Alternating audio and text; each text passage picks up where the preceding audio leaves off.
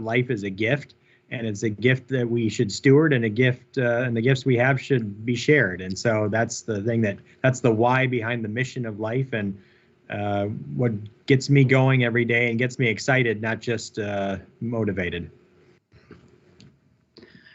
I agree. Dana. You know, all my life I've been motivated mostly by the teams and the work that I've done, the ability to be part of or lead an effective team. Well, I've only retired 5 times now, and it's very difficult when you're retired. So I found one. I'm thrilled to be actually the store manager for a wonderful organization called the Assistance League of Minneapolis-St. Paul. And I am managing that thrift shop, which is now reopened after COVID. So that getting up and getting to that thrift shop and earning money for those kids programs is what gets me going. Great work. Dr. Bean. What motivates me, to be completely honest, first thing when my eyes open in the morning is picturing a cup of coffee that my husband makes for me every morning before the kids wake up and start online classes and I get into all of my meetings. So for me, it's coffee. Caffeine. The breakfast of champions. Lindsay. Hello. I think you all gave such great answers. My morning is the most structured part of my day. Sometimes I count how many things I have to do every single morning, and it's up to like 16. So I go through my head counting as I do them, which might be weird, but I get out of bed to start that countdown and all the things to be able to start my day. And typically the thing that gets me out of bed is my kids, getting them off to school, doing whatever needs to happen, and the coffee. And the coffee. Let's see. We have Lieutenant Governor on the list next, but I don't see her. So, Jessica. I feel like I'm part of a cohort here. What gets me out of bed is my kid and our 2 geriatric puppy dogs that need to get outside. But what keeps me going is that I want to be a helper. I've caught a lot of breaks over a long period of time, and I want to use that to help other folks. Paying it forward. Dr. Jolly. Ooh, well, I'm like Dana. What gets me up in the morning is community and my community. I love it. So before I go to rest each night, I look at my calendar for not what I have to do the next day, but what I get to do the next day. And so, we started a fund for all of the frontline families in the nation who lost a loved one. We started the Rebuild the Twin Cities Fund after the riots following the murder of George Floyd. We've trained 32 street ambassadors to work with our ministers for the expected protests to try and keep them peaceful and make sure people get heard.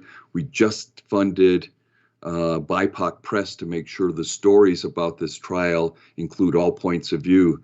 And I get to work with these people who want to change the world every single day.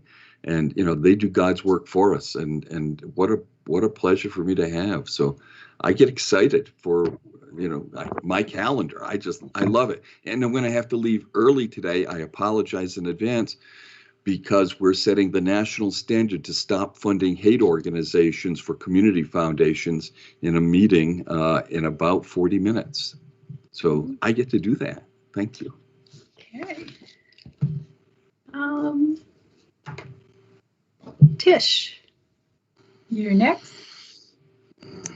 Thank you.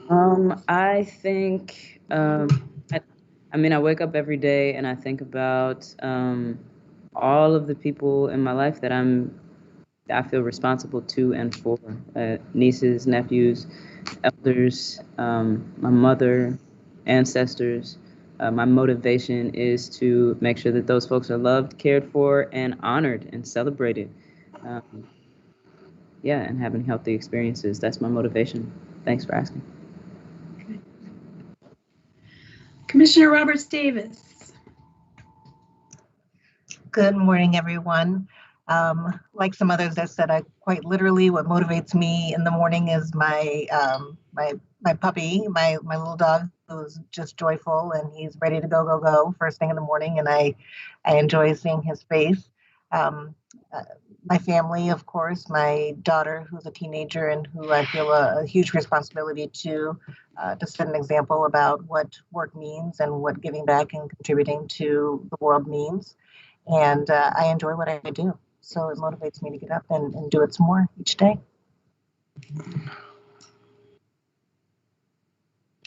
All right, it looks like everyone we've got.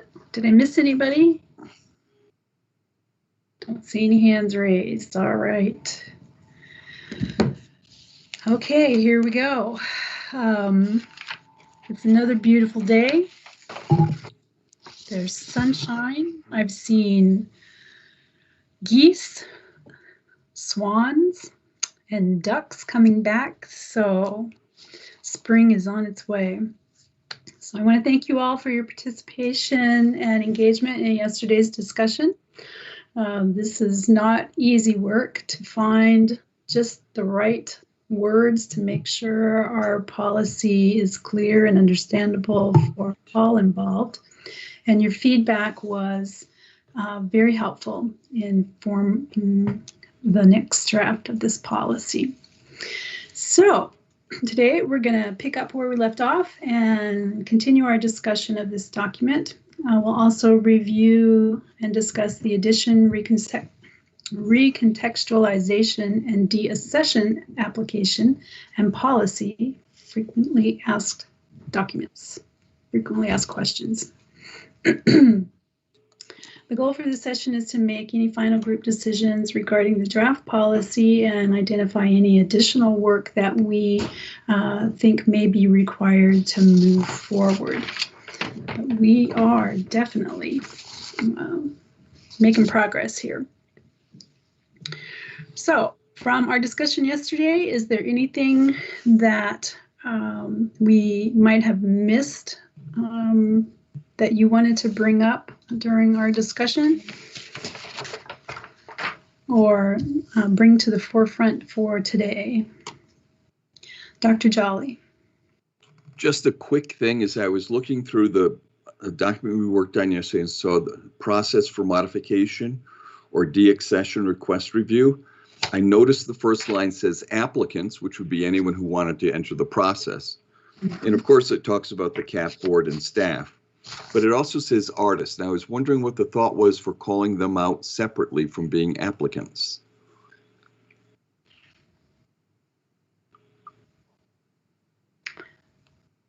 So the the sentence reads, applicants, artists, the CAAPB and CAAPB staff must follow these steps when considering relocation, modification, recontextualization, or de-accession. And I just didn't know if artists was a special protected category for us here. That's a good question.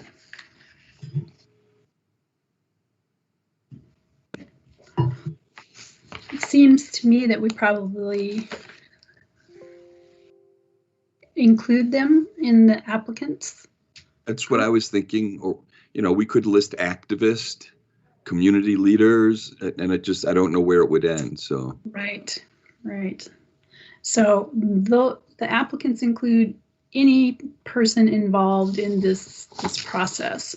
So I think we can take artists out from that sentence right there.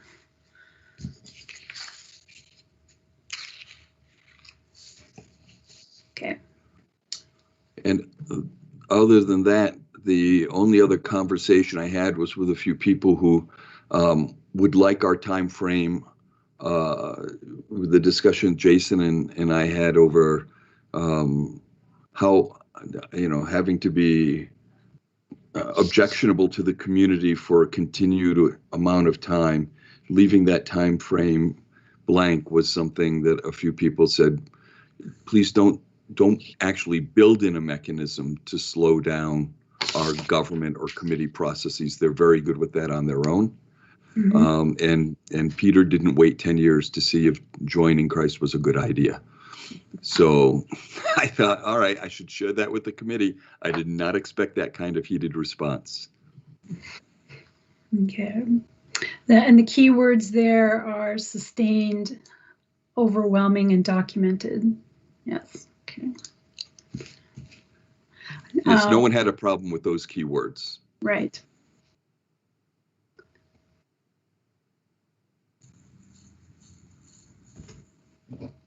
So there is not a time specific period associated with that. All right. I think when it comes to capitals, we should always just be concerned to avoid mobocracy. Sorry for the gallows humor.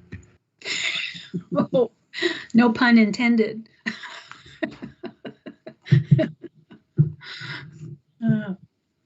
Good. Okay. All right. Thank you. Dana, you have your hand up. Yeah, not to pile on. I didn't mention it yesterday, but I feel just as strongly as Dr. Jolly about the 10 years. I mean, we all know famous people who've been memorialized who fall from grace because of later discovered events or activities in their life, and to have to wait 10 years for that to be a basis for removal, I think is not proper. So I think removing the time period is really smart. Okay. Thank you.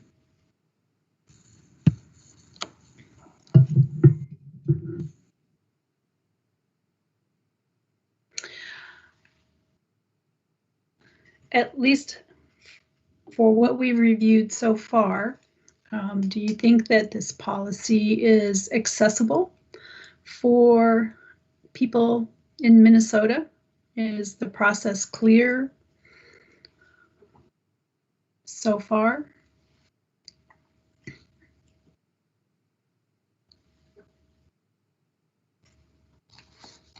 I'll say yes, since everyone else is muted. I think the whole committee and the subcommittees did a great job.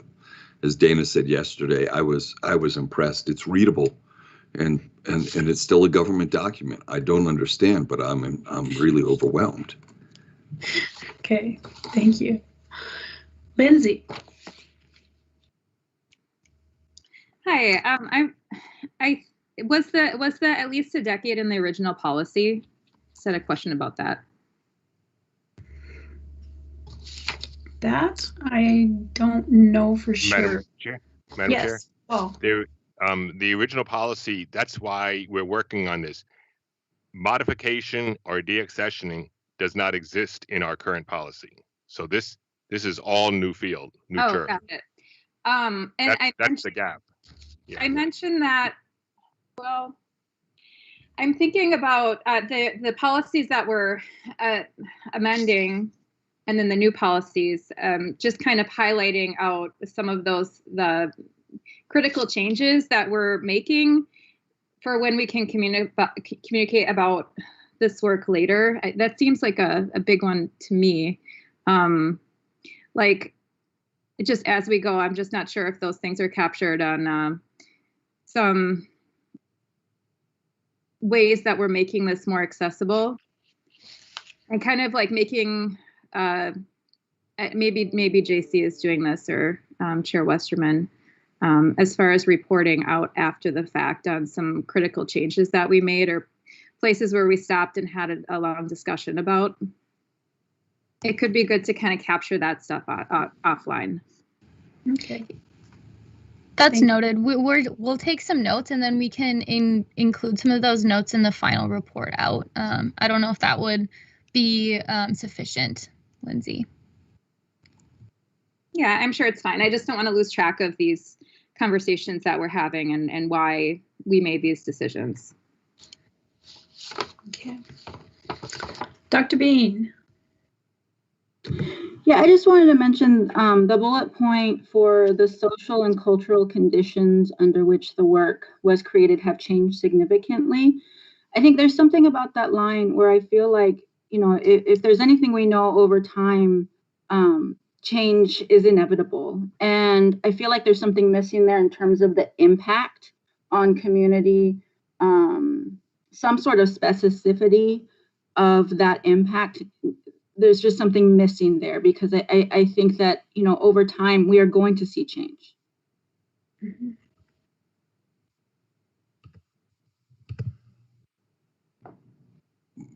If I might, Madam Chair, Yes. I think Catherine has a very good idea, a point on this, and it may be that change significantly and no longer meets our values and criteria. Okay. Because our values, we spent some time on it. I'm proud of them. Dr. Bean, does that work? Yes, I think that sounds good. Thank you. Thank you both for that.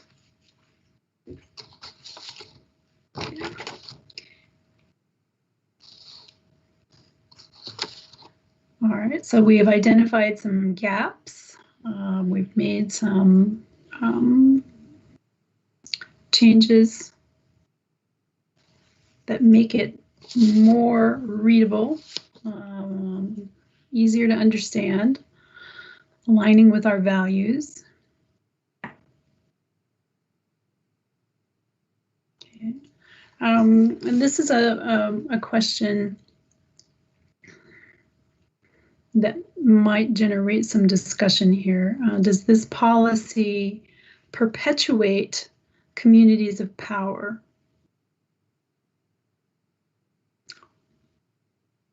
Or another way to ask that might be, does this policy invite other communities into the process? Dr. Bean.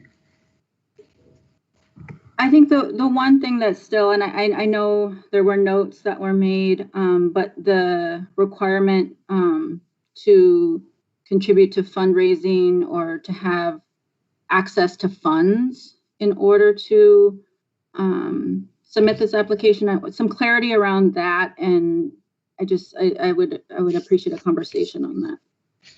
Okay.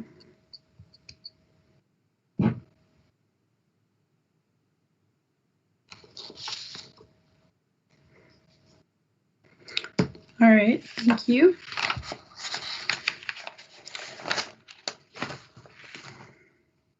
So JC, we are still working from page 8.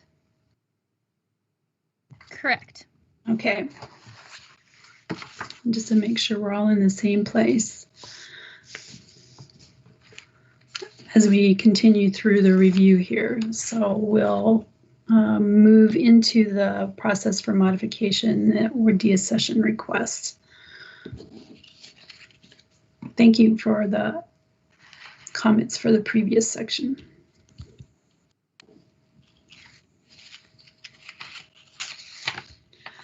Dana. This is a very small point, but I still want to make it. In the bullet points that we just concluded, the conditions, the third and fourth bullet seem to me to be virtually the same. I'm wondering if there's not a way to condense those.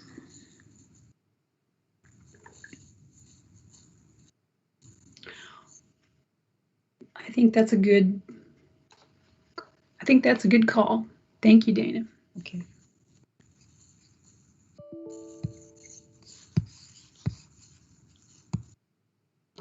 All right. Good. All right, the process for modification or de-accession request. And we removed artists because they are part of the applicant pool.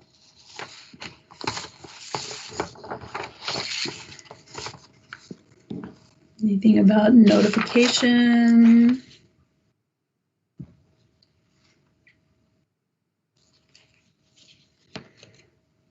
The subcommittee. I think this addresses some of the discussion we had yesterday too. Lindsay? Hi, on number 3, the third bullet, can we clarify from the Works original applicant group, is that from the group that requested the de-accession or the group that put in the work? At first, I thought it was the group that was the original group to put the monument in, but then I'm like, well, everybody could be gone by now if it's like so far gone. So if there isn't anybody, can we say if there's no one available, then what? Or if maybe that doesn't matter? Or just clarify that piece. Okay.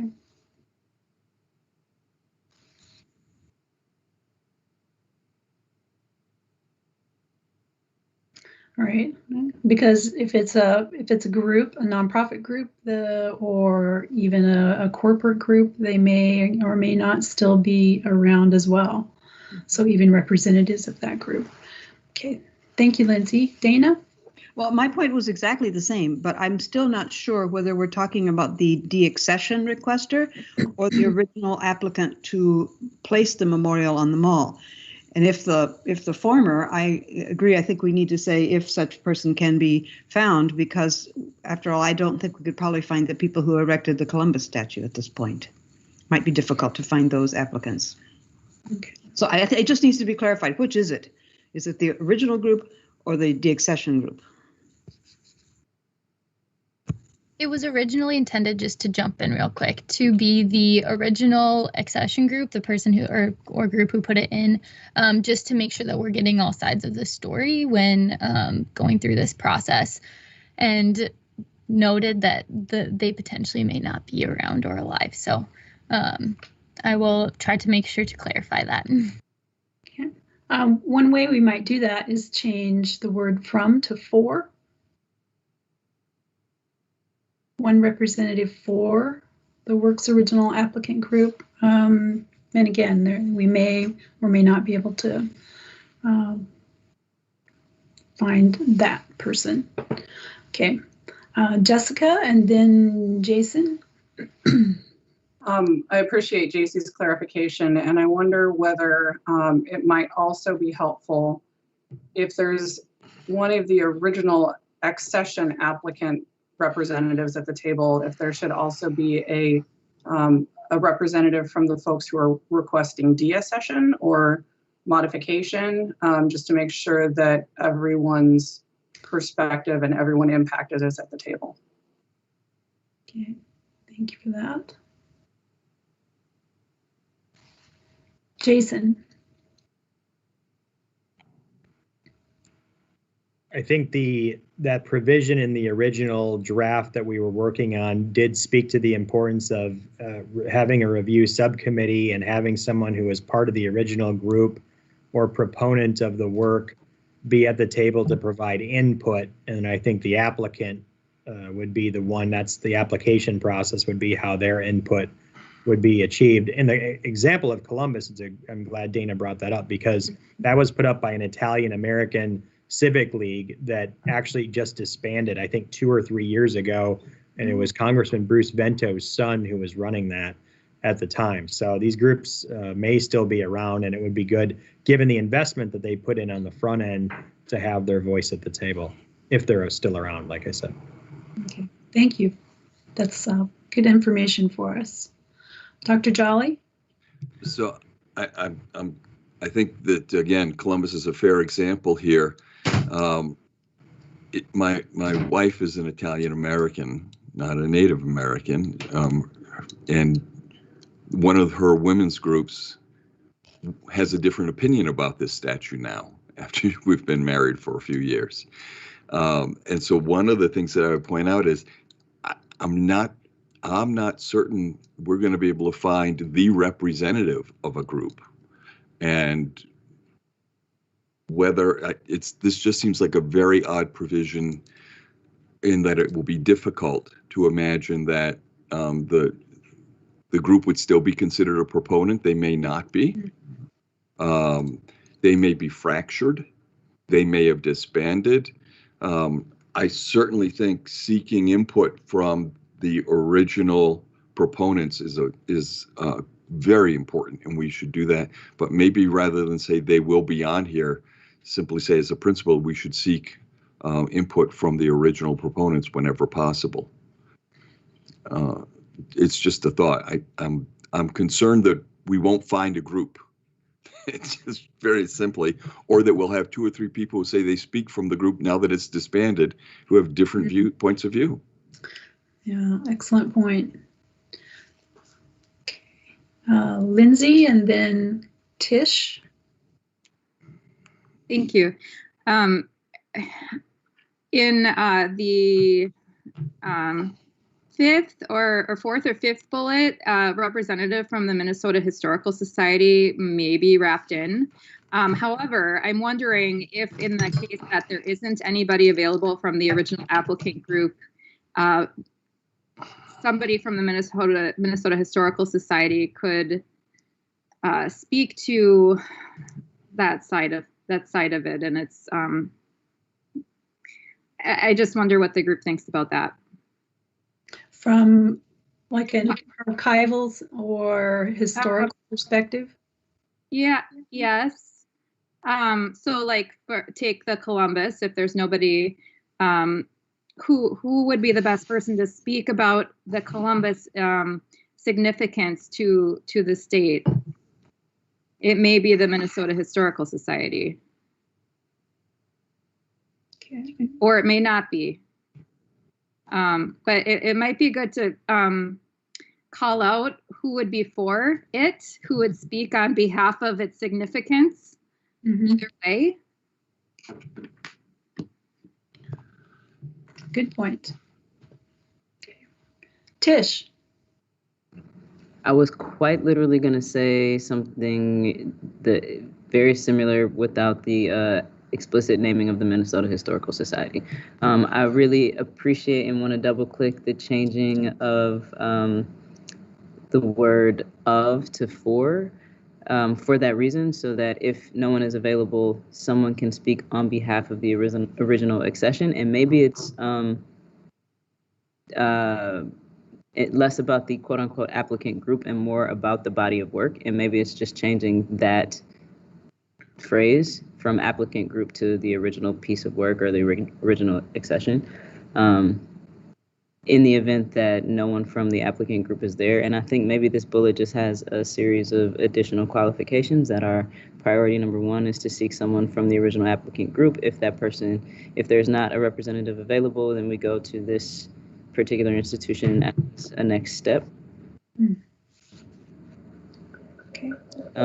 And the last thing I'll say is I do also appreciate the equitable representation. If there's going to be someone speaking for the accession, I do think that it is just to have someone speaking and representing the de-accession as well. Thank you. Jason.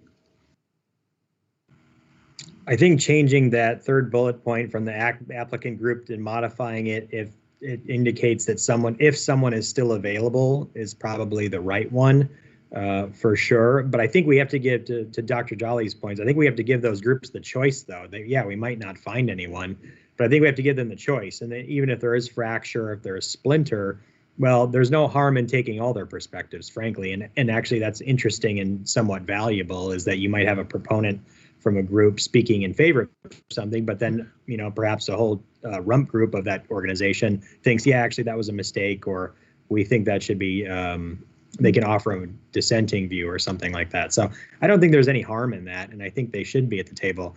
I just think in terms of a subcommittee, you can't have a subcommittee just from a process standpoint and having people who are proponents on a subcommittee. The whole point of the subcommittee is to review the application. So you wouldn't have someone who's an applicant be a part of the subcommittee to review the application for de-accession. That seems to me there's something doesn't seem right about that, but unless it's a proponent who's not a part of the application process. Okay. Good point. Thank you. David Kelleher. Thank you, Madam Chair. I'm not sure if you guys had caught this, but Jennifer Jones is missing, is going to be missing part of the meeting, so I'm sitting in her chair.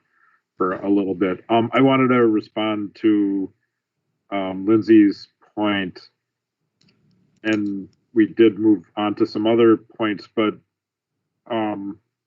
and Jason made two excellent points. One is he used the word perspective, so maybe somehow on that third bullet the word perspective gets woven into that to say that someone represents the perspective of the original work or the proponents of the original work, while the individuals may not be. But Jason also made a good point that, yeah, is it appropriate to have someone sitting on the subcommittee? The next clause is a public hearing, and maybe a public hearing should require the perspective of the original proponents to present that perspective. And then Lindsay mentioned the Minnesota Historical Society. I think we would be more than happy to be on this committee, whether named or not. But I think in the fourth bullet, there's a number of disciplines: visual art, public art, art history, architecture. Two others you might consider putting in there are history and or historic preservation, to just explicitly call them out. Thanks. Thank you, David. So regular history and historic preservation.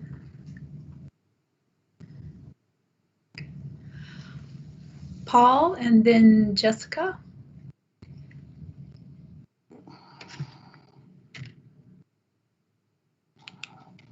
This is a question, Madam Chair. I believe in the public hearing, it's actually the committee that's holding the public hearing and not the CAP board. But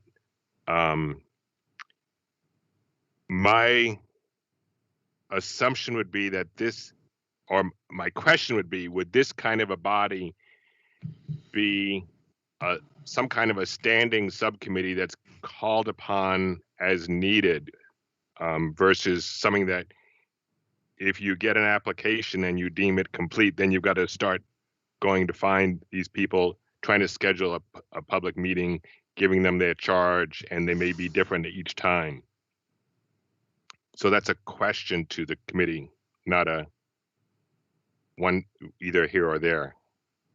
Okay, good. Thank you. That's an issue that definitely we need to address. Jessica? Thank you, Madam Chair. I'm doing some thinking more on representation within the committee and the applicant, and then also the De-Accession applicant.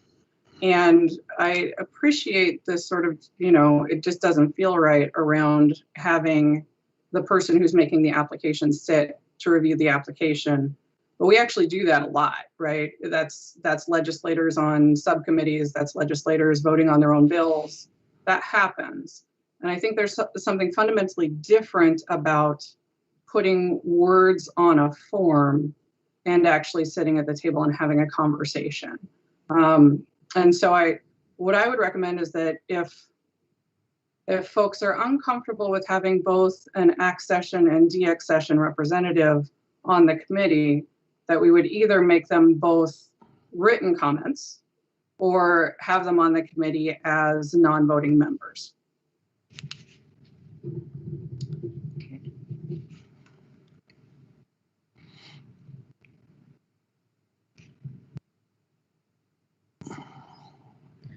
All right. Dr. Jolly is next. Thank you. I originally raised my hand to say yes to Jason and David, and I think perhaps maybe also to say in a modified form yes with Jessica.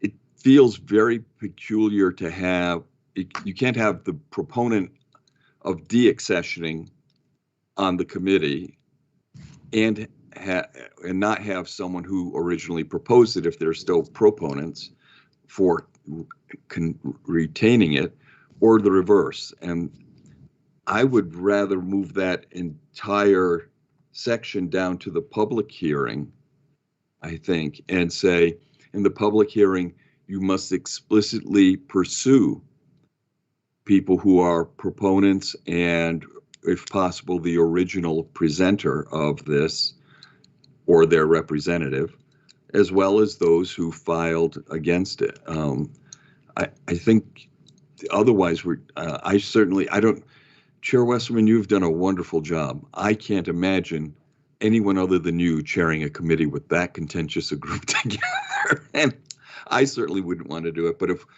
the public hearing is the right place for that input to those who are informed in making this decision, not to bring two people who are already at loggerheads into a forum where there's no saving face. Someone's going to win or lose in that case, not a compromise. Just a thought, but I really think David and Jason made excellent points, and Jessica, I appreciate the idea of finding a way to make it less contentious. Thank you. David Kelleher and then Tish.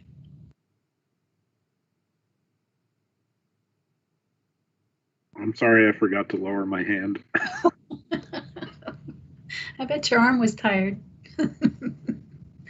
Tish. Thank you. I'm just looking at the fourth bullet, wondering if we are, for the first half of that bullet, if we're talking about practitioners, academics, or historians. I mean, if there's a way to clarify that. And similar for the second half, like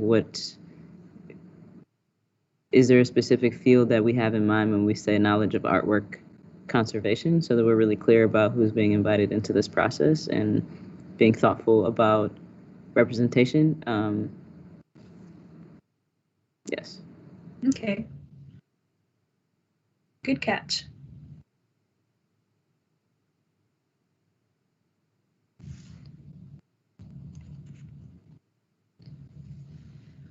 All right.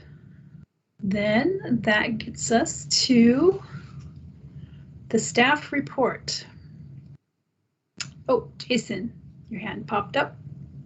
Sorry, I just want to go back to that point, though, about the public hearing being the best forum to put everyone on equal footing. I certainly appreciate that sentiment, but the idea that the original proponents and the De-Accession applicants are equal in the same position, I just don't think flies, because you've got the original proponents and supporters of the commemorative work who put investment, money, and time, and then you've got an applicant group who basically wants to tear that down.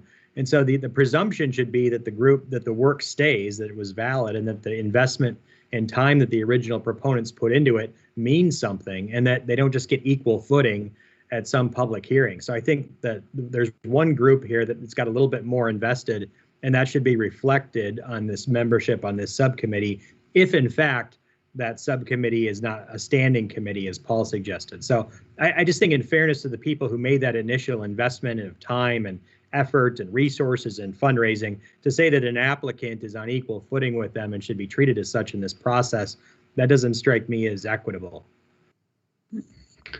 Okay, good point. So we definitely see several places here where we can be more clear and more inclusive. Tish, and then Dana. Yeah, just to be in conversation with the last comment, I think for me, a question about that is equity when, and I think that's why I feel really pro having someone equitable representation in terms of if we're going to provide a platform for someone who is for the work's original accession, that we think about doing the same for someone for De-Accession, because people who, depending on what the work is, there's thinking about power, access, wealth, resources, the invitation to be a part of that process, and sort of social culture and climate, which brings about the question of equity when, and the ways in which we're defining equity, or even thinking about equity at what point in time when a work is put up. And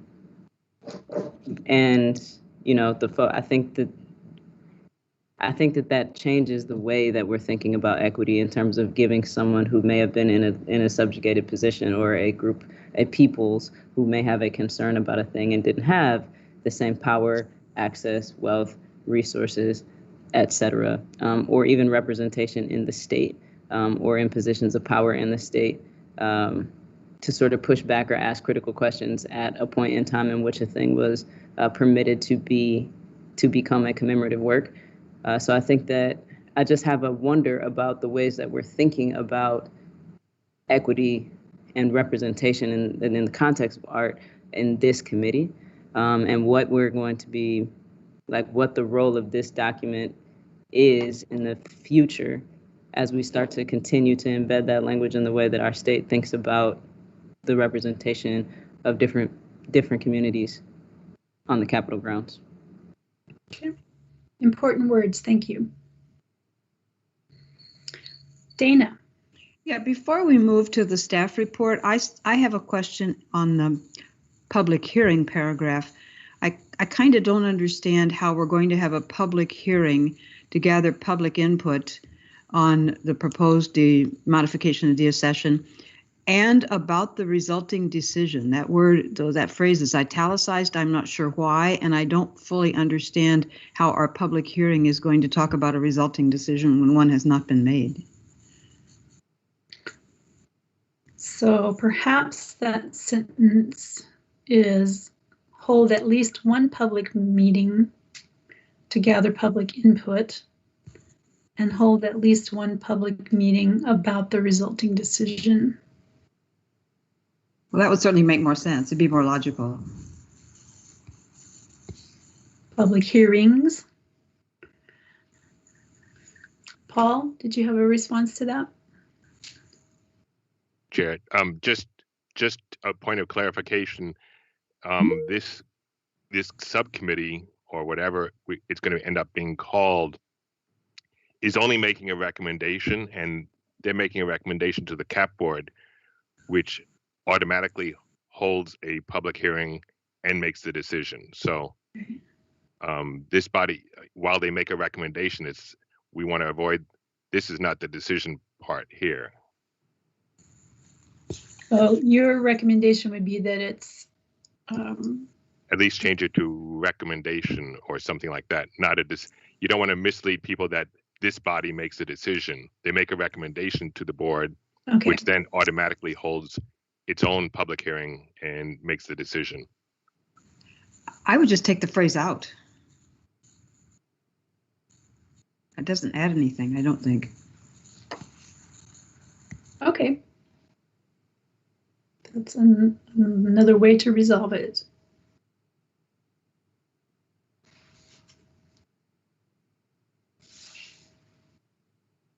Good, thank you.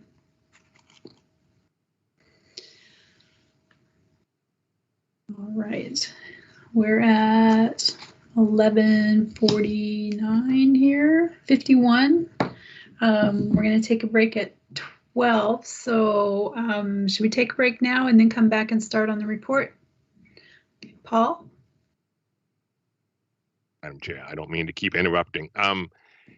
The text or the heading for this whole section is relocation, modification, recontextualization, or de-accessioning.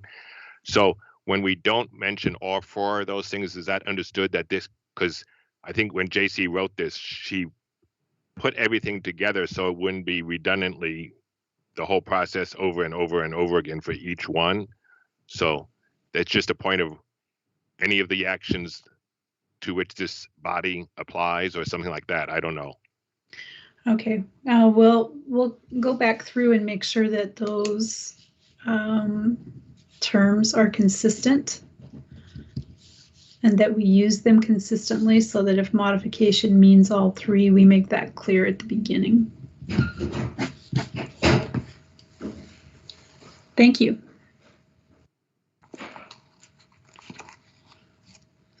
Okay, so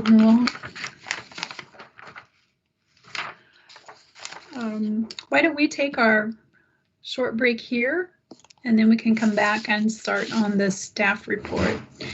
Thank you for all your input. This is really valuable. Okay, see you in 5.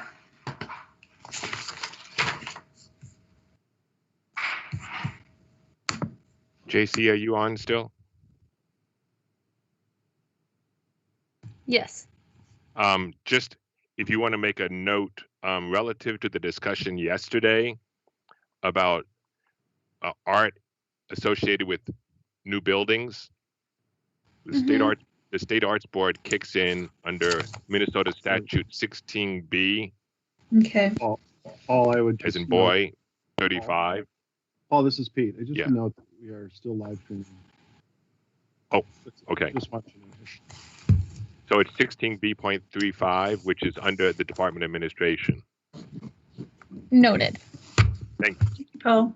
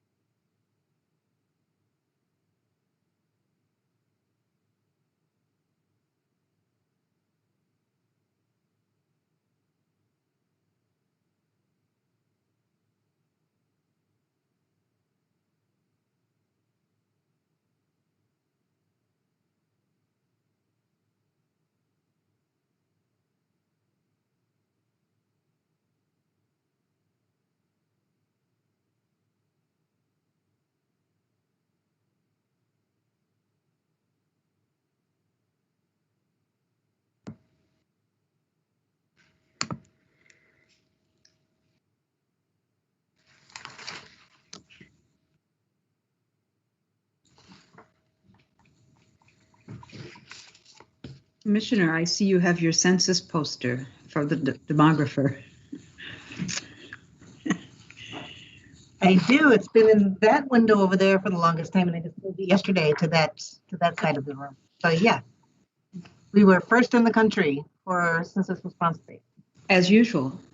As well, no, last time we were third. Mm. So the goal was to be second or first, and we made it. Yeah. So, Well, yeah.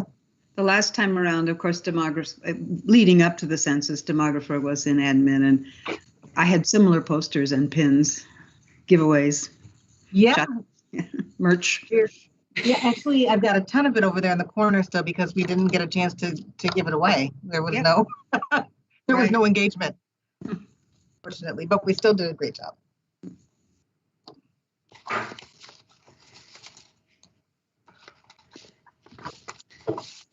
Good. Looks like everyone is back. JC, are we ready to go? Good to go. I'll start sharing now. Okay. So our next section is the CAP Board Staff Report.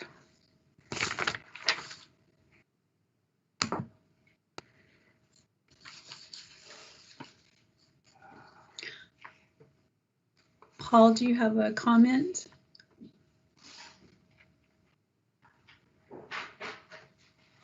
Oh, okay.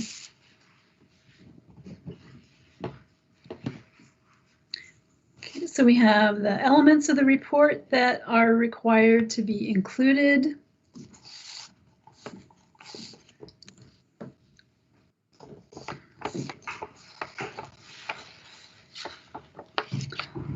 The request, the rationale, public input, related professional opinions, and budget. Dana. I'm just curious, it's a little bit along the lines of the prior discussion on the original applicant for a session. The first item requires information on the designer.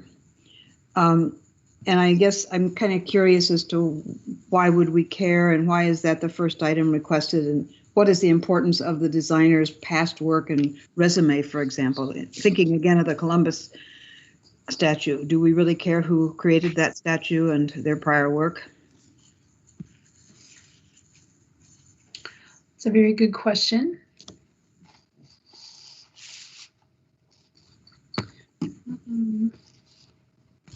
Don't think we really mentioned the designer anywhere else, do we?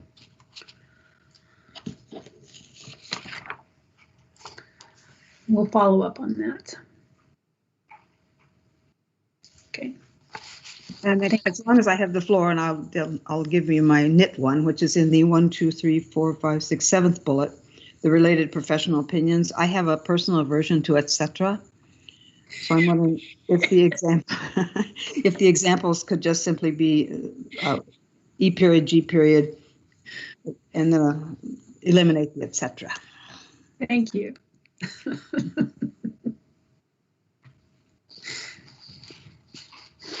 Okay, you can breathe now, Dana.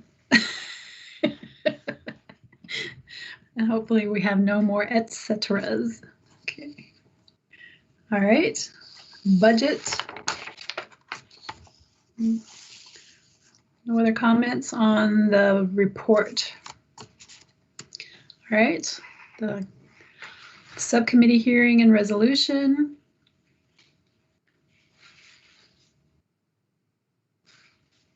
And then that's where we say the subcommittee makes a recommendation to the full CAP board. CAP board has the final decision. Implementation of relocation, recontextualization, or modification.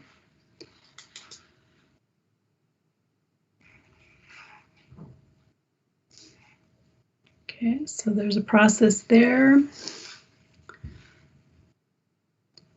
And the implementation of the De-Assession's decision. And this is related to the discussion that we had yesterday about should it be subject to a 2/3 veto of both houses of the Minnesota legislature. Jessica. Thank you, Madam Chair. I'm going to stay off camera while I finish my lunch, but considering Tish's really important comments around equity when, and your leadoff question around, is there anything in this policy that continues to perpetuate communities of power? I think that this clause could, the 2/3 veto. We already have public representation on the CAP board because it is not just governor appointed, but some of those appointees are legislators who have been elected. And when we specifically call out then that this other elected body that is elected by, in a lot of times, communities of power, especially after the realities of gerrymandering and redistricting and all of that, I do fear that a 2/3, that specifically calling out, hey, legislature, come on in, is an invitation to both legal confusion and continuing systems that are not equitable. Okay, thank you.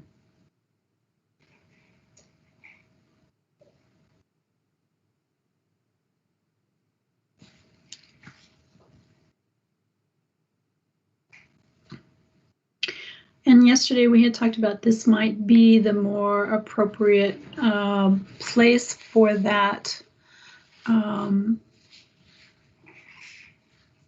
possibility of subject to a 2/3 veto of both houses. Jason, did you want to weigh in here? Sure, I'd be happy to. I think especially since we talked about values there in the de-accession process and that being a consideration, so we added that term in a prior conversation a little bit earlier. If we want to have normative judgments and assumptions like that, then we have to bring in a broader set of stakeholders. And so I think that's where the legislature, and it wasn't a simple majority veto. It was a 2/3 majority. So if you got 2/3 of the majority, 2/3 majority of both houses that can put a veto on a de-accession, I think that's a pretty high bar to meet, for one. And two, it's maybe saying, gee, that probably wasn't consistent with our values in a broader sense. I'm not sure that, maybe I misunderstood Jessica, but it sounded like she was saying that bringing the legislature into the discussion is going to perpetuate inequalities. I mean, did I hear that right, or is that a misconstrual of what she said? I don't know, but it seems to me that you're going to get a better sense of the values on a de-accession request, since that's what we're saying we want to do, if we bring more stakeholders, at least create a big backstop with a pretty high bar to meet. Again, it's not a simple majority, it's 2/3, which good luck getting 2/3 of the legislature to agree on a lot of stuff. So I think that's a pretty high bar and a fair standard to meet, especially if we're going to say a de-accession, one of the standards is it doesn't meet our values. Well, are we confident that the CAP board is going to be a good cross-section of Minnesota values? I mean, I think that's a pretty open question. So that's why I think having that legislative stakeholder as a representative of the people, a cross-section of the people of Minnesota, is a good thing to put in there. I think the legal points are a good one, but I think those details could be worked out. I mean, we're having conversations right now at the legislature where simple motions can be made and things can be passed. And I'm thinking of the governor's executive powers, those can be questioned by a simple motion brought to the floor, and then there's a vote that's required. So something could be worked out in rulemaking related to that, but I think it is an important backstop. Thank you for the elaboration there. That's helpful.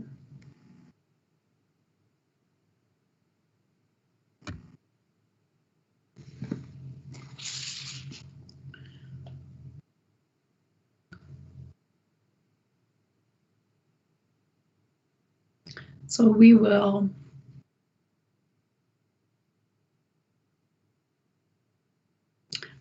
address this in the next version once we have all of the changes made, and then we'll be able to see how all of these suggestions come together and fit together. Paul. Thank you, Madam Chair.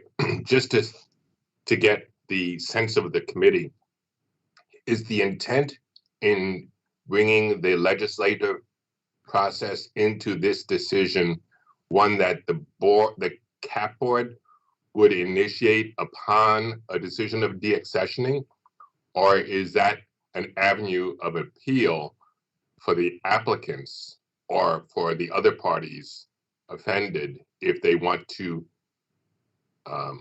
appeal the decision of the board? Who takes it, or is it automatically to the legislature, or is it an appeal, like an appeal process that someone can try to get a legislator to mount a bill? Good question. Jason, you want to respond to that? Sure. My thought originally when we were going through the drafts was that there would be a time limit in which a legislator could make a motion, for example, and it would have to get that 2/3 majority support. That was just sort of the conceptual structure or dynamic that I was thinking. So it would only come into play if someone actually made a motion to do something about it. It wouldn't be, and it would have to be within a circumscribed period of time, because you have to actually either go forward with the de-accession or not. And so they'd only, and then there was I think in the original language that's not in this draft, there was something about, well, if the legislature is not in session, then, then there would be an opportunity. And I don't remember exactly the wording, but my point is that it wouldn't come into play unless someone took an affirmative action within the legislature to do something about it.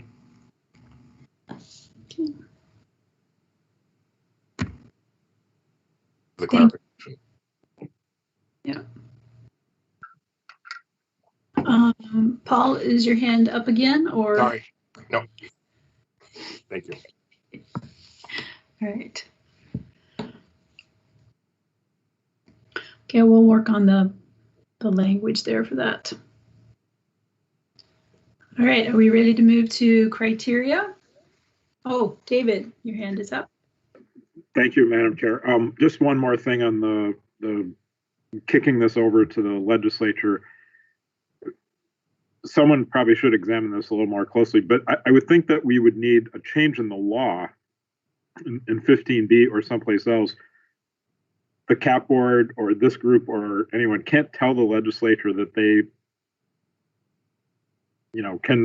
can do something by a 2/3 vote without them changing the underlying statute. Okay, we'll follow up with that for 15B. Thank you. Dana? I don't know I'm not getting a consensus of this group because not everyone is speaking up, but I just want to speak up. I feel very uncomfortable about engaging the legislature in this process, and especially requiring a 2/3 majority, and for all the reasons that David mentioned in terms of just the structure isn't there to make it happen. Bringing up the point, if the legislature is not in session, it just puts more and more barriers and time delays in this process that to me seem bureaucratic and unnecessary. I think we do have legislators sitting on the CAP board, just as a reminder, who have been appointed by the respective leadership, not by the governor. So I think we have some legislative viewpoint already there. And I get very uncomfortable about this kicking it over to the legislature. Thank you. Commissioner Roberts Davis. I agree with that. I don't understand why we would call in the legislature to help us solve these. I think that that's the purpose of this committee, is to come up with a process that the board can use to, and I think that that's what we're supposed to be designing, is the process that the CAP board would use to make these decisions. And I think it's unnecessary to bring in the legislature to make these decisions. The CAP board already has purview over what happens on the Capitol complex. Okay, thank you. Does anybody else have input here?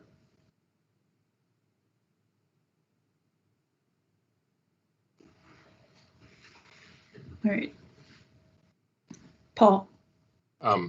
To to the commissioner's point, and to both Dana and Alice, both make a very valid point. I mean, if a decision was made by the CAP board on de-accessioning, any legislator that wants to can always interject a bill, and because we were created by the legislature, they can order us to cease and desist on the flip of a dime if they got a bill. All they have to do is say, notwithstanding 15B, thou shalt not.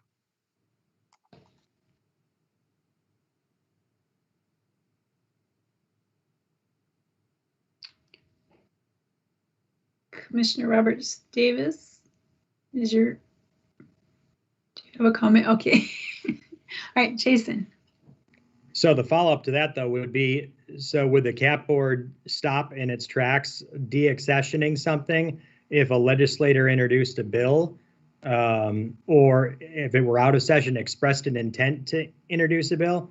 I find that implausible at best, that they would gum up the process, which is why I proposed a simple motion that could be made within a specific time period to get an up or down vote. And again, this is a task force. This is not rulemaking. So all we're doing is proposing something. And I think if we want to build consensus, stakeholder engagement, goodwill around decisions, then we invite the legislature to have an opportunity, if they so choose, to take up that question and make a motion about it. So that's the spirit in which the suggestion is offered, is, again, these can be controversial issues and topics. We're not doing anything other than writing a proposed policy here. Obviously, there's technical issues related to statutory authority, rulemaking, and whatever, and those would have to be resolved. But maybe it's possible that the board invites the legislature to create the statutory authority to do exactly what is being suggested here with regard to vetoes and things like that. So I think just getting back to the why behind this committee and what we're doing here, the CAP board and its members, its legislative members over the years could have put these policies in place already, but we had to create a task force because of the controversial nature, perhaps, of the Columbus Monument, of some other things. So I think we want to have that in mind, is what's the why, and why are we doing this, is to create more public goodwill and engagement, not less. Okay. Thank you. All right. We'll do some more informative work there for everyone in terms of 15B and how this might play into that process and decision-making statute. All right. Evaluation criteria for relocation, modification, and recontextualization requests. Any comments about the criteria here? Are they all equal?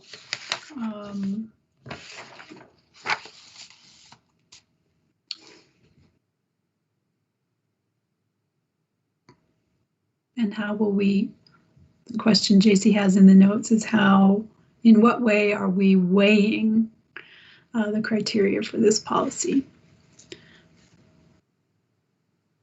So relevance, approachability, and accessibility. Our values come in again. Representation, public life and public space.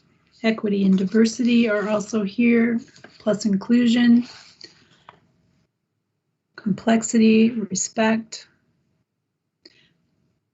Condition at time of addition, public education, and restorative justice. Jessica.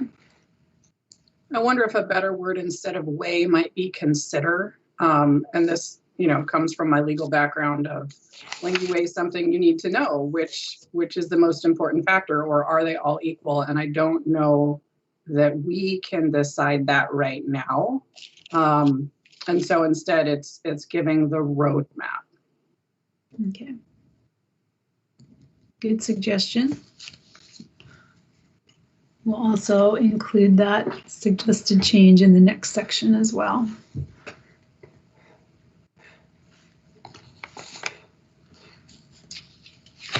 Okay, any other comments on this section? Yes, Dana. I'm wondering if the author could explain relevance. First of all, I don't understand it grammatically, but I'm not sure what being relevant to current audiences and or in, I mean, it doesn't make sense to me. So I'm just wondering if it could be explained a little better.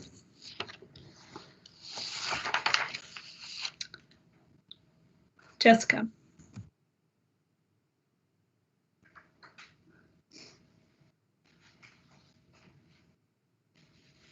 Oh. I didn't mean to have my hand up. I think that was in one of the earliest drafts that JC first synthesized. So my answer is I don't know. Okay.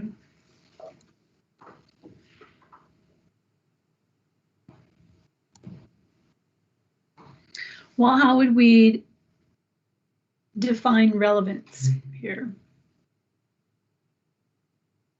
What does that mean to you?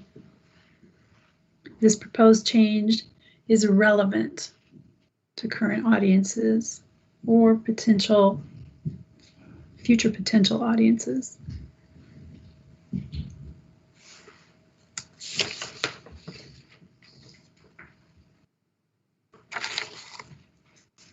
Or is this idea of relevance embodied in the rest of the criteria?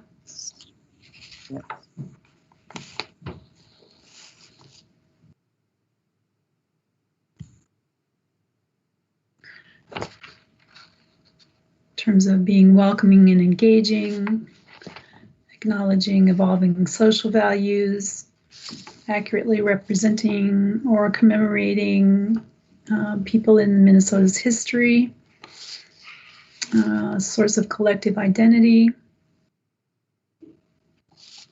prompts reflection, dialogue, and awareness of historically marginalized or oppressed communities. So I won't go through all of them, but yes, Dana. Well, I agree entirely. I don't think this bullet adds a thing. I think we've actually defined relevance by some of these other criteria. So I think I would remove the paragraph. That's be my recommendation. Okay.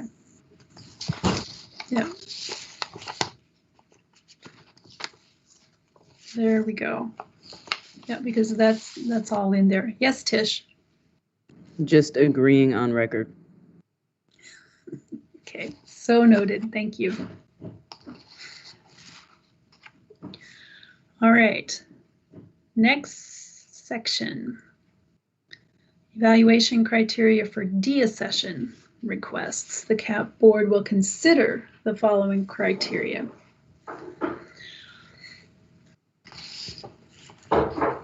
Artistic excellence, value, cultural or historical impact, community feedback, relationship to existing collections, availability of support. Tish. I forgot to lower my hand. It happens once meeting. Okay. Dana. I did not. I'm not sure I'm familiar with the term moral rights and whether that is a term of art. It is under the legal consideration paragraph. If it's a term of art, I just am not familiar with it. How is that defined and where? Jessica, you want to help us there? That was in, that's another one that I'm guessing was in a draft that JC synthesized from. In a legal way, there is no such thing as moral rights under US law. Being fully transparent, so I think that one was taken from like other policies that existed. So I think it was in multiple. And because a lot of policies are based off of each other, it was I considered it because there was like 3 different policies that had it included in the same wording.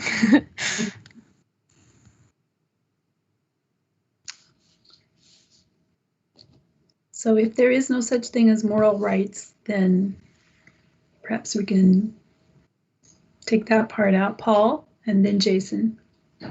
On that very same item, Madam Chair, copyright on all the memorials, I shouldn't say, on all the memorials since 1987, the state has the copyright, not the artist. And as far as ownership, other than the fact that this is de-accessioning, so the question comes up as far as if de-accession is decided upon, then it's the purview of the Historical Society, but ownership obviously is the state at the time. So just you could eliminate copyright for sure. And I'm gonna have to jump off for another committee on the security. Yep. Just to Peter Musty could answer questions if you have others, but on the FAQ, those were simply compiled from my years of experience. The questions people most commonly asked. There's no pride in ownership in any of it. So. Okay, thank you. Jason and then Lindsay. Just a point of fact, I didn't have anything to do with the inclusion of the term moral rights, but it actually is a thing, and it has to do with the rights of a creator of an artistic work. I don't know if we have a chat box on this feature or not. I could put the link in, but I mean, it is sort of relevant. I'm not an expert on it, but its moral rights are protected in American law under the Visual Artists' Rights Act of 1990, 17 USC 106A. So just for the record, I could put it in a chat box if we have one. But I have nothing to do with it and have no, insight into that. I'm just point of fact for everyone. Okay, and that applies to the artist. The creator, it's the scope of a rights of the creator of an artistic work. Okay, the creator of an artistic work. That's really helpful. Thank you. Is there a chat function we can put links in? I'm sorry. I think so. Yes, Yeah, at the yes. top, it's next to the raise hand function. It's the bubble. Mm-hmm. Thank you, Commissioner. There you go. Lindsay. Thank you. Does it matter when with either of these relocation or de-accession what happens to it after? And should that be a part of either conversation? Has that already been covered? That has not been covered, but I can speak to that on Paul's behalf. And maybe David Kelleher can also speak to this. But after a work gets de-accessioned, it's stated in statute that first right of refusal goes to the Minnesota Historical Society, and they get to decide what happens to the work after that. I don't know, David, if you want to jump in. Or Paul has his hand up. Yeah, I don't know if Paul's still here. Thank you, Oh. Madam Chair. This is David. We can cite the section of 138 that the language says the Minnesota State Historical Society shall have final authority over the disposition of any monuments, memorials, or works of art removed from the state capitol or the state capitol grounds. So that's in chapter 138. So we can Okay. find the right citation and words to make that. So a follow-up to that, I mean, just logistically, then it gets transferred to the Historical Society. Say they decide to put it up on display somewhere and we're in the same place. Is there any kind of, I mean, is it going into storage? Is it like what happens to it? I know it's up to the discretion, but then if it's still on public display and you're sitting at the same place you were before, yes, it's not at the Capitol, but it's just somewhere else. And does that matter? I think we would handle that on a case-by-case basis, and there could be instances where the artifact itself is worthy of museum exhibit and conversation about why it was taken down. And there's an opportunity for some more context and public discussion in a museum setting more than there would be in a public park-like setting where interpretation is more difficult. So it really, each situation is going to be different. The consideration of whether something would remain in collections would be taken on a case-by-case basis, depending on why something was taken down, if it was damaged or just deemed not appropriate or offensive. That would be different in each case.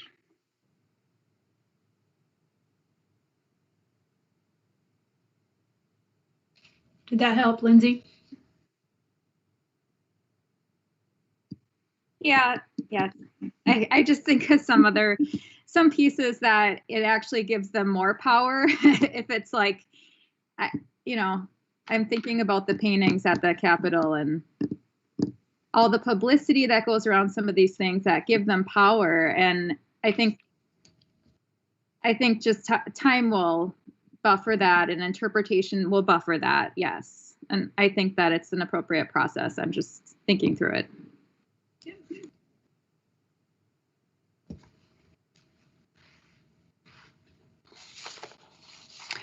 Jessica. Just to make sure this gets into the public record, we did have in an earlier draft that the CAP board would make a recommendation to MHS about what to do with it. We took that out because it just sort of complicates the two processes and, imposes responsibilities that aren't really where they should be. But I think that in whatever report or decision the CAP board makes, they still could, if they had strong feelings, say what they were about what the disposition would be.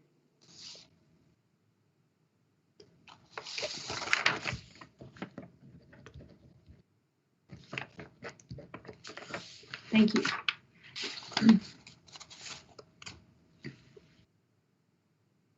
Okay. Good capture in the notes, Stacy. All right.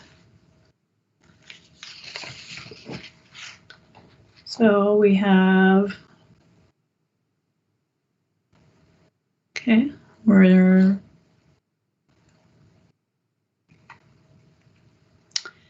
the question there is, how is legacy? And I think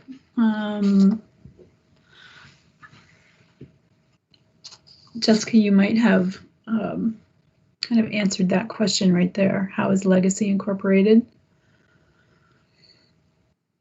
I did.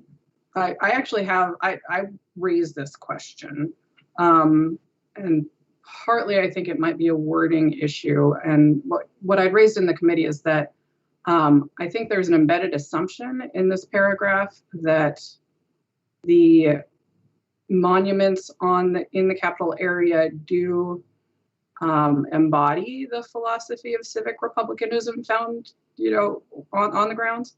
The example that I made in the committee is that Newt Nelson, while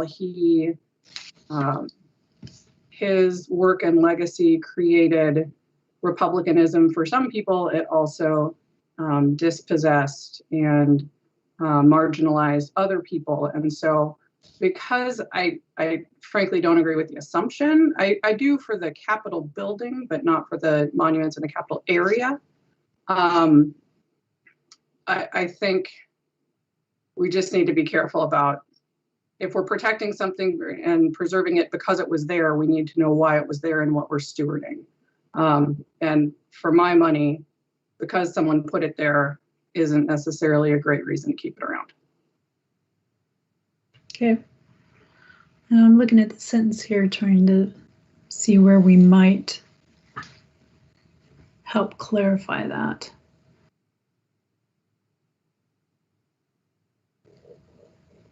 So we'll work on that one as well.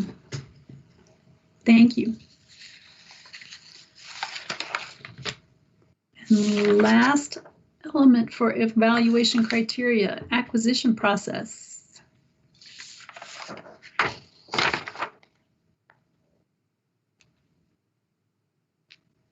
That seems more like a definition than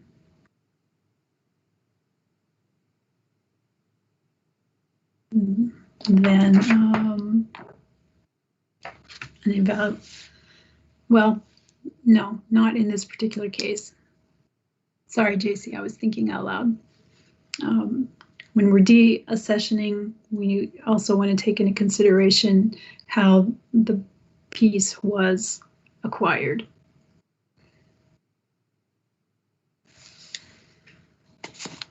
Okay. All right. Well, we got through it. Thank you.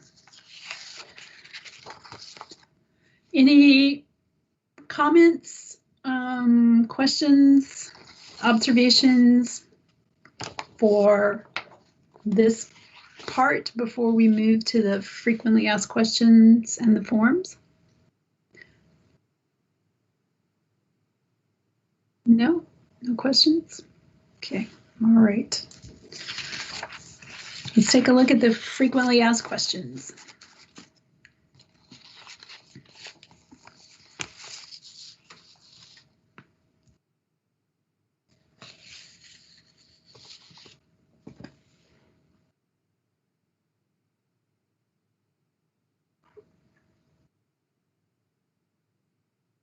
There we go.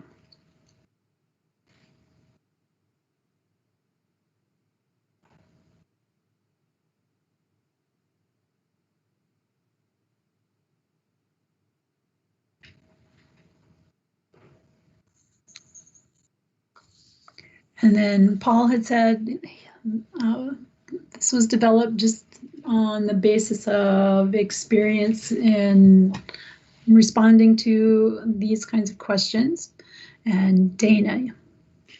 I think the timelines are good. It's a good idea to, we've talked about that, to impress people that this isn't a quick process.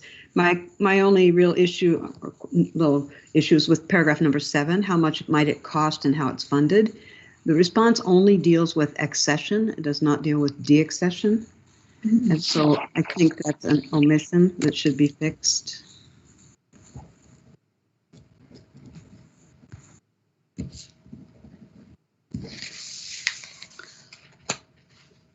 Good suggestion. And modification or read contextualization. Yep, good.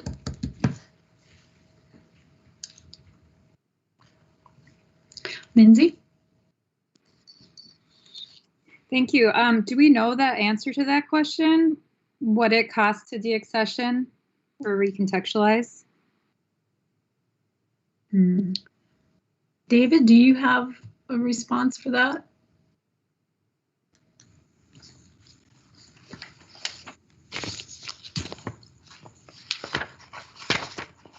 Or Peter? This is David. I don't think I have an answer. I think it's scalable. There's really going to be a whole bunch of different ways in which interpretation can be done. So it is very, very scalable. Yeah, I would agree with that, Dave. This is Peter. And full de-accession by MHS versus simply the decision to modify. I think more information here would be helpful. It's very helpful to have a range. We can certainly work on looking back what the range would be, and publishing that just to give a sense for folks. Thank you. That would be helpful. I think it might help. I'm just wondering if it would cost too much to de-accession, if that would be a roadblock from de-accessioning something, and for who. I guess that was my question, I think, a few months ago too.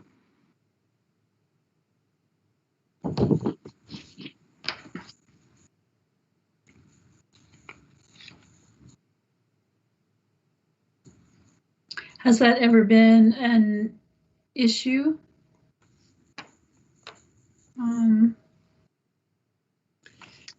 David or Peter? This is Peter. I would certainly say that that has probably been an issue. If this hasn't been online, in conversations with previous staff or with Paul over the years, I would imagine that that has certainly been would scare people to hear about that cost, and to understand what it takes to change something on the Capitol Mall. So I think more information would be wise to add to this. Even talking about ranges of cost, and then how typically those types of projects are fundraised, be helpful too. Perhaps some examples. Okay, thank you.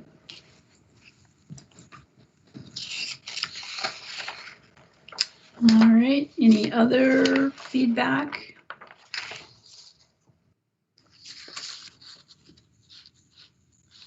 Or is there a question that you think also needs to be included here? Thinking about the broad audience that we want to serve and assist. Dana.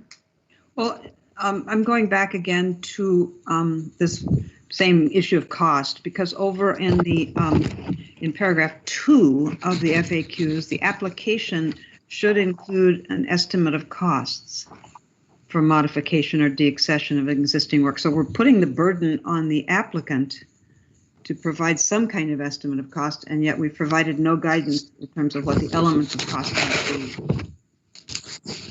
So this whole issue of cost, I think, is a little bit unclear. More than a little bit. Thank you for pointing that out.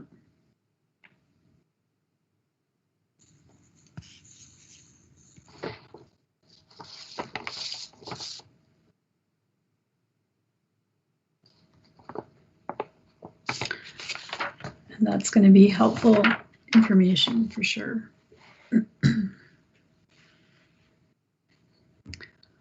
Okay. Any other questions you think someone might ask or that you've asked yourself?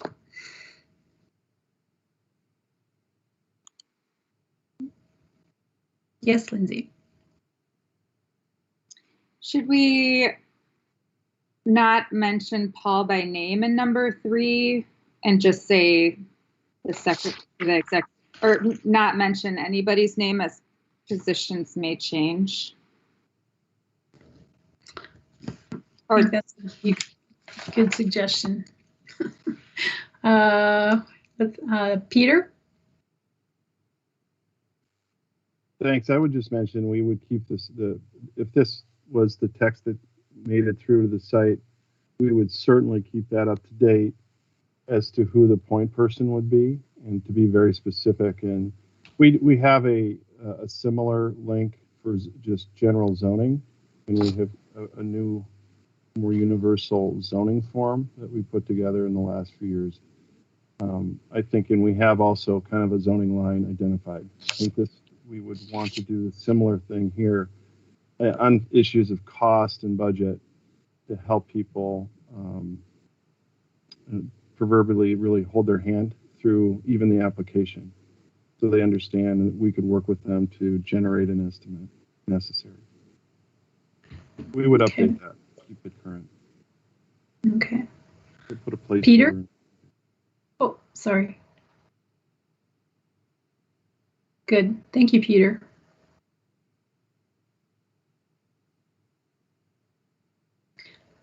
Lindsay? Just another call out for utmost accessibility. Should we, on 3, mention something about translation?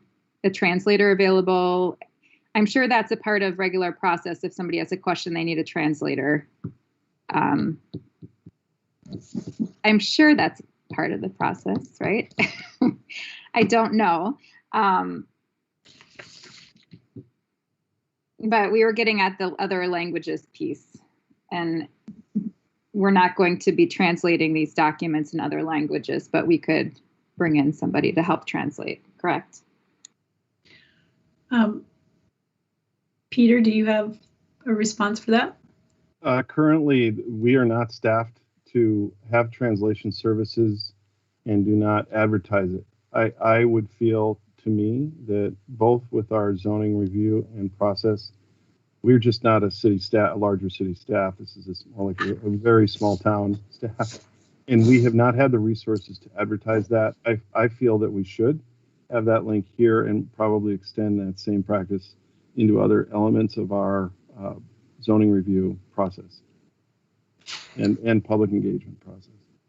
To provide a translator?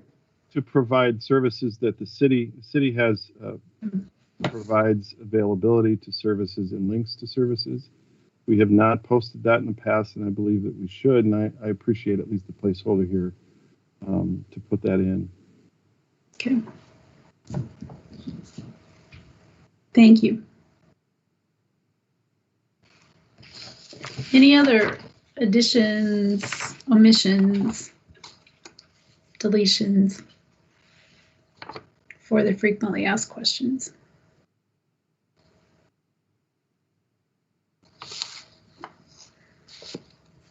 Peter, do you have your hand up or did you just forget to put it down? Okay, thank you. Number 10 says, are there certain things that are prohibited? Kind of falls off onto the next page.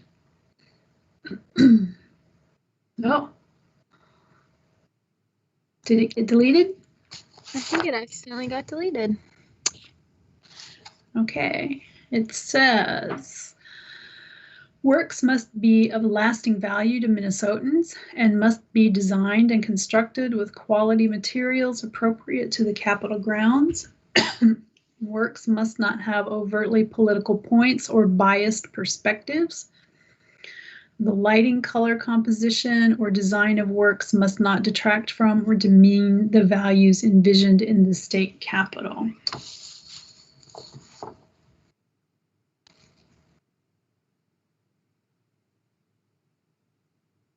So that was in the copy that I printed off. Do the rest of you have number 10 as well? No?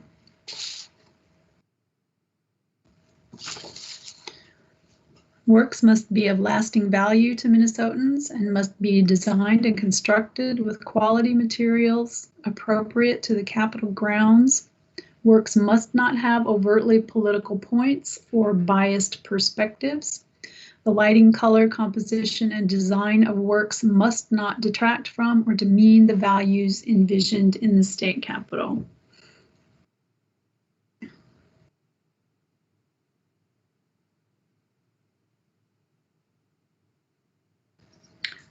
Just on the basis of the sound of that, any feedback?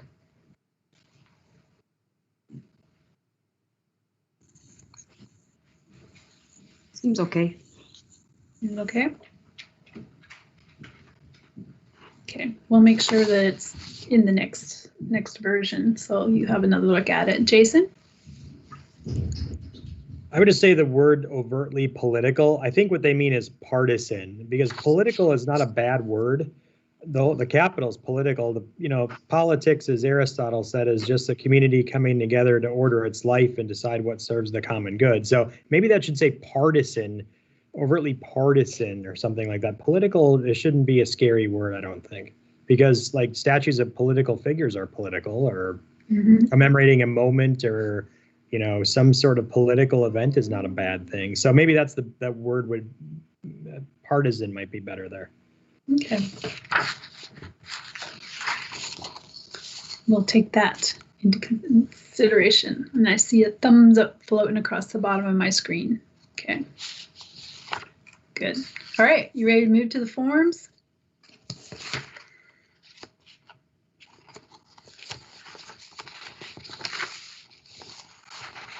So we have modification of an existing work, addition of a commemorative work, De-Assession,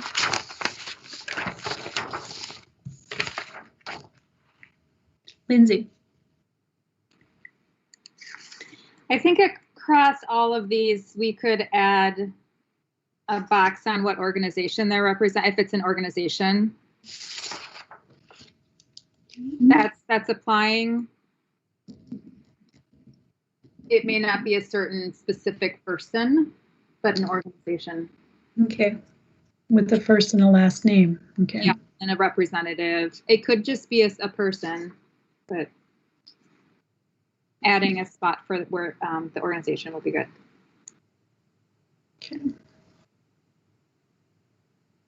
And on that, I wonder, it might be too much, it's a simple form, but sometimes like why do you, I suppose it's not an expertise. I'm just wondering why why they are an expert on this, or why are they apply? Well, that's in the rationale. Like why do you have authority to? So we could include that in rationale. I don't know if it's necessary. Maybe if somebody else in the group has a thought on that. Anybody else?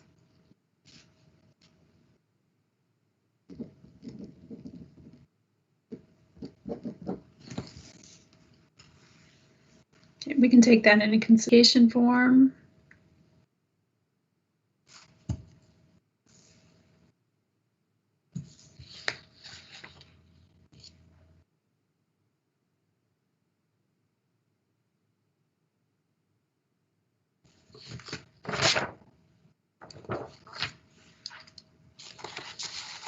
Okay. Dana? Madam Chair, I think the reason you're getting stony silence is that these are extremely well done. They're very straightforward and easy, and since you can fill the blanks out infinitely, there's no limitation on the number of words or letters. I think they're very well done and as straightforward as we want. Okay, thank you for that. Lindsay? So for the example of the de-accession or the modification form, say somebody applies and goes through the motions, and maybe they go through the whole process and it's denied. Is there how long is that? How long will that be denied for? When can they reapply? If they shift what the application looks like, if there's new information, how long does that stand? Okay. Something for us to include there.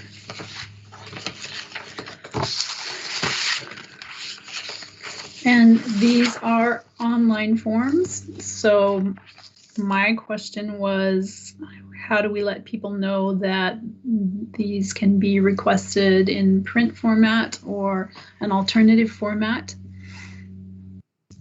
Not everybody is going to have, as we found out during this pandemic, not everybody has access to the internet or to computers, or some of us just like paper. Dr. Bean. I just have a quick question in terms of the form. Is the content of the form going to be made public, or is that just for internal use? I'm just asking because people are putting their street addresses on. Good question. And I just ask that if for any reason there is a possibility of these forms being public, that we make sure to state that on the form. As somebody who's received some nasty mail myself at my home address because of the line of work I'm in, I would just recommend for people's safety that they're aware of that. Okay. Dana? It's really an excellent point, and I was just wondering if the commissioner could maybe run these by her data privacy department and put any additional qualifications or safety nets in place to make sure that private data stays private. Okay.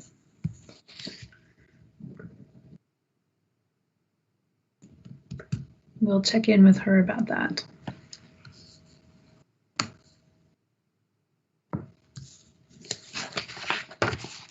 Dr. Bean, your hand's up again.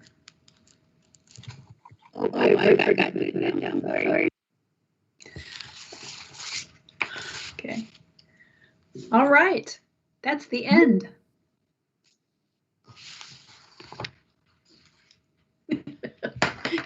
Yes. Thumbs up, applause. Where's that little celebration animation that I get in my email sometimes? All right. Thank you all very much for your work, for your sincere concern about us developing a document that's helpful to everyone. And I think we've got a really good process here, and we will clean it up for you, and then we'll carry on from here for our next meeting. Okay. Anybody have anything else? Then our last little activity here is, what value do you bring to, I lost my sheet. What value do you bring? That was Right? Yesterday's, Chair. Oh, that was yesterday? Okay, what's today's? Today's is, hold on, let me pull it up. In one word, describe your vision for the next generation of leaders. There it is. Thank you. And I'll start. In one word, my vision for the next generation of leaders is that there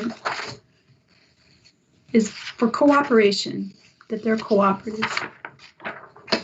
Okay. I'm just going to go by the list here. Tish.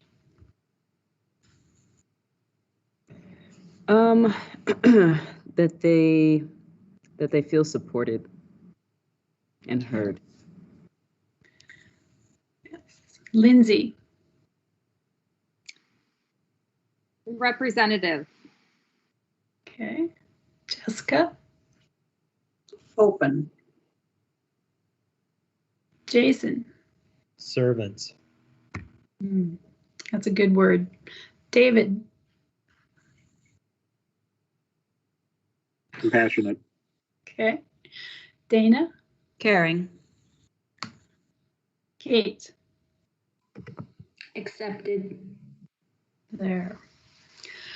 Those are really powerful words for us to end our meeting on. So thank you all very much for your attention and your compassion for this work. And we'll be back in touch and see you at our next meeting when the grass will be green and there will be daffodils.